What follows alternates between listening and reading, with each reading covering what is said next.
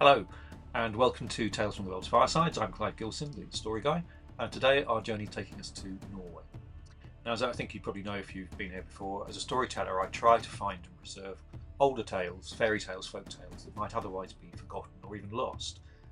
It's a way also of sharing cultures around the world. The story today comes from the Skald sagas as told originally by Jennie Hall in a book called Viking Tales, published in London in 1902. But let's get on with the story, the baby. So settle in, get the hot drinks ready, and let's get on with the story. The baby, a Norse legend. King Halvdan lived in Norway long ago, back when people paid attention to omens, and a dream could be a message sent straight from the gods. One morning, his queen came to him and said, "I had the strangest dream last night. I was standing out in the grass in front of my bower, and I noticed a thorn caught in my dress. I pulled it free, and as I held it between my fingers, it began to grow, not slowly either. It shot up into a tall tree. The trunk was thick and red, like blood. The lower branches were green and fresh, and the highest branches were white and as pale as snow. Then the branches spread farther and farther until they covered all Norway and even more beyond."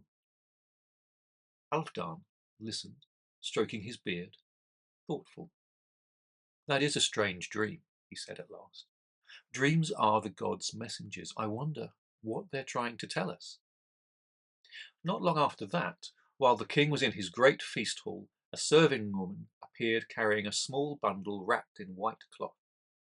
She walked up to him and said, "My lord, a little son has just been born to you." Halfdan leapt up from his high seat, grinning like a man who's just been handed the best news in the world. "Ha!" he cried, "show him to me." The serving woman set the bundle down and folded back the cloth. Inside it was a newborn baby, tiny and bare. The king leaned in and studied him carefully, as if he could already see what sort of a man the child would become. "He's a fine-looking little lad," Halfdan said, smiling. Then he turned and called for two men. "Bring me Ivar and Thorstein." They were captains among his soldiers, trusted witnesses. When they arrived, the king nodded to them. "Stand close," he said. "You're here to witness this." Halfdan lifted the baby into his arms. The old serving woman brought a silver bowl of water, and the king dipped his hand into it and sprinkled the child, as solemnly as a priest. "I claim this child as my son," he said. "His name will be Harold, and my naming gift to him is 10 pounds of gold." After that, the serving woman carried the baby back to the queen's room. The king had claimed his son, she told the queen, beaming, and no wonder. He's perfect from head to toe. The queen took one look at the baby and smiled, and as she watched him, warm and real in the room's soft light, her dream came rushing back. That thorn, that tree, those branches spreading across the whole land, and she thought almost in a whisper to herself, could that great tree be this little baby of mine? And so ends the story of the baby. Stories like this remind us that people have always found ways to tell stories that touch our hearts or educate us, fill us full of wonder, as much as they do things like sorrow and anger.